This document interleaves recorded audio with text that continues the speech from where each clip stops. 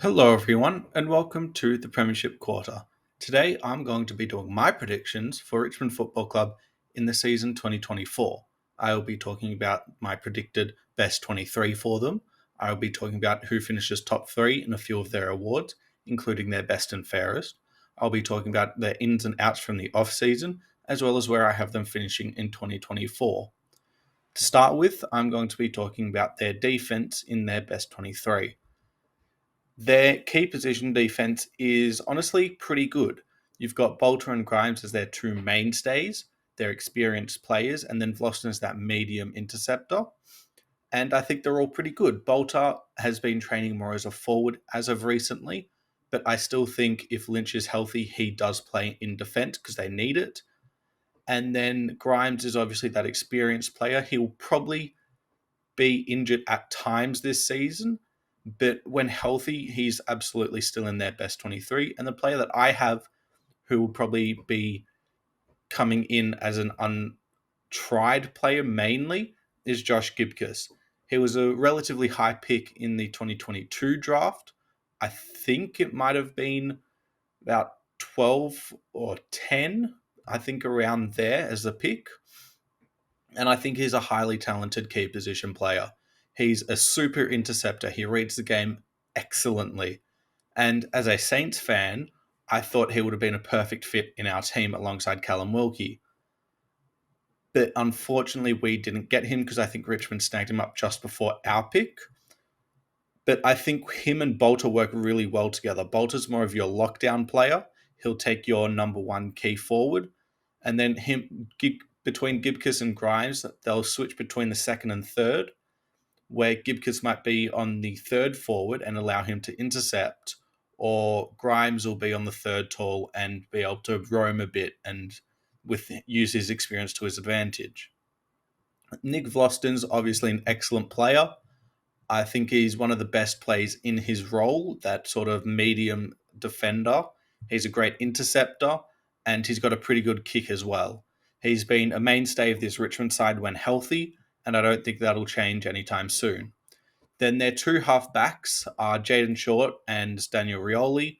Rioli, obviously, with a positional change a couple seasons ago, going to half-back, where he can utilize his speed and his precision kicking, and it's worked pretty well.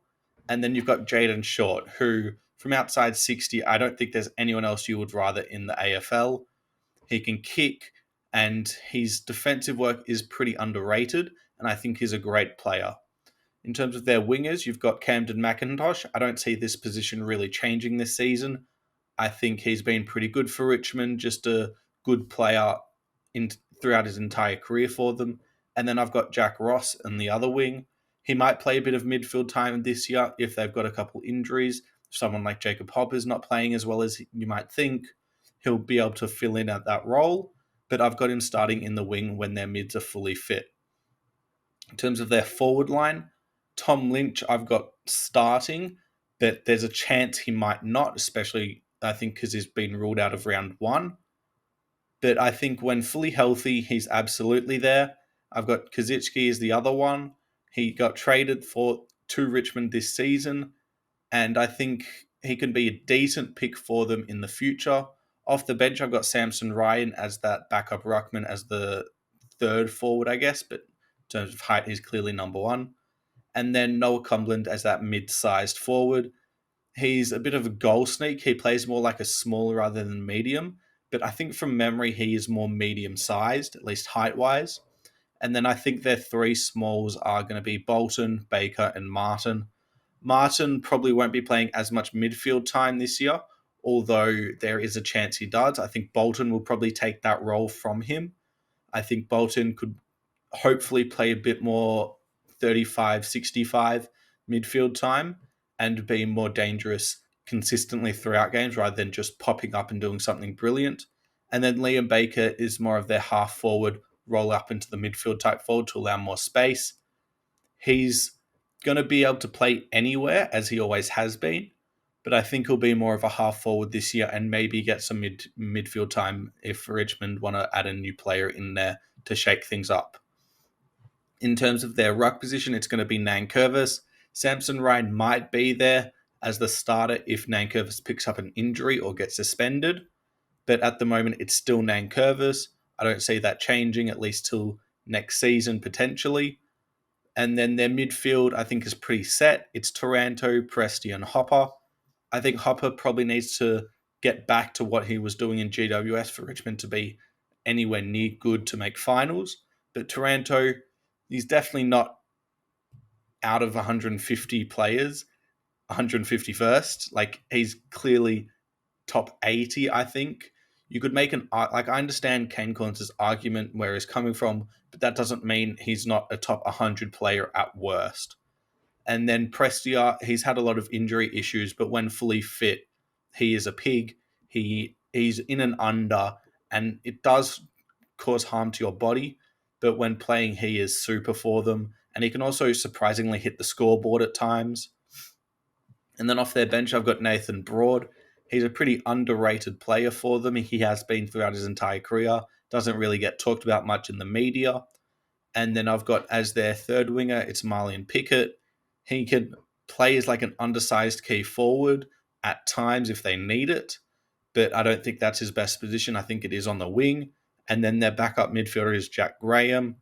He was potentially seen as a future captain for them a couple seasons ago, but he hasn't quite made that jump to where he can be a like top 30 midfielder in the competition ish, in that range. Maybe that's a bit high, maybe top 50. And I think he needs to do it this season for them.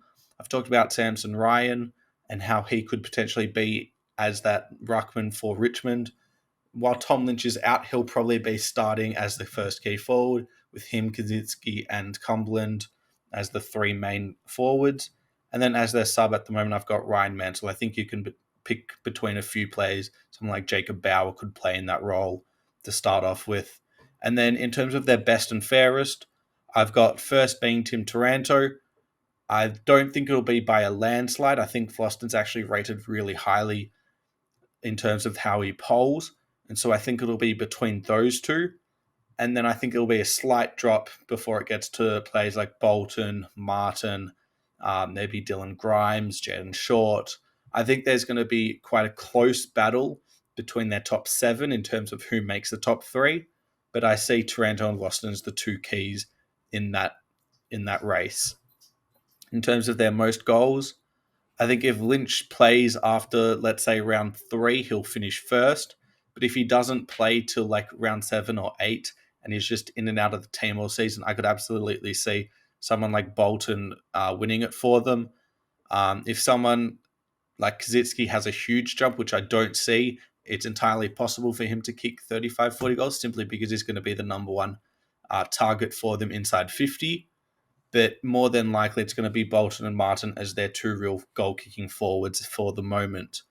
And then in terms of their most improved, I'm going Josh Gibcus, Jack Ross, and then Jacob Hopper. I think Gibcus simply because he'll be able to play if fit. He'll be starting basically every game. He's going to be really good in the future for them. But I don't think at the moment he's that. So I think this year will be the year that he does step up.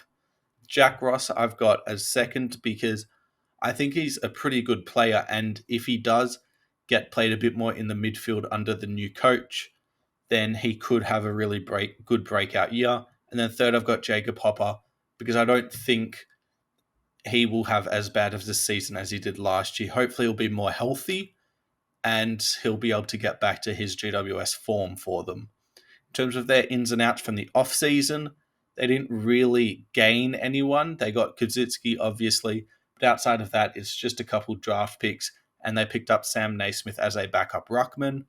And then who they lost, a lot of it was retirements, obviously Cotchin and Rewalt as the two main ones, but then Robbie Tarrant retired earlier, and then they only really lost Ivan Soldo, who went to Port Adelaide. But I think with Samson Ryan showing some pretty good potential, it's not going to be too big of a deal for them to replace. Now, in terms of where I have Richmond finishing in 2024, I have Richmond finishing 13th. I think there's still a bit of talent on their list. They've got a pretty good defense when everyone's healthy. I think it'll still work pretty well. with Bolter, Grimes, and Gibcus as their main three, and then they've got Short, Vlosten as their two real dangers off halfback, you could call it, without Rioli being in there. But I just don't think they'll have the legs underneath them to push them into a final spot. So someone like Jacob Bauer, like I said, Ryan Mansell, I don't think they're good enough to, if there is an injury, to keep them up in that finals contention. But I also don't think with the amount of talent they have that they will finish bottom four. So I've got them slightly up. I think Hawthorn still has a chance of finishing above them, but they still have injuries to deal with. At the moment, Richmond don't have too many injuries to deal with, but they've only really got Tom Lynch, who is still a key cog. A lot of Richmond's success will rely on Tom Lynch, so it's going to be super important for him to be able to stay healthy after he gets back. But yep, those are my thoughts on Richmond in 2024. If you have any different ones, comment down below if you agreed or disagreed. If you like this type of content, subscribe to my channel. There'll be a lot more content similar to this on its way. And thanks for watching.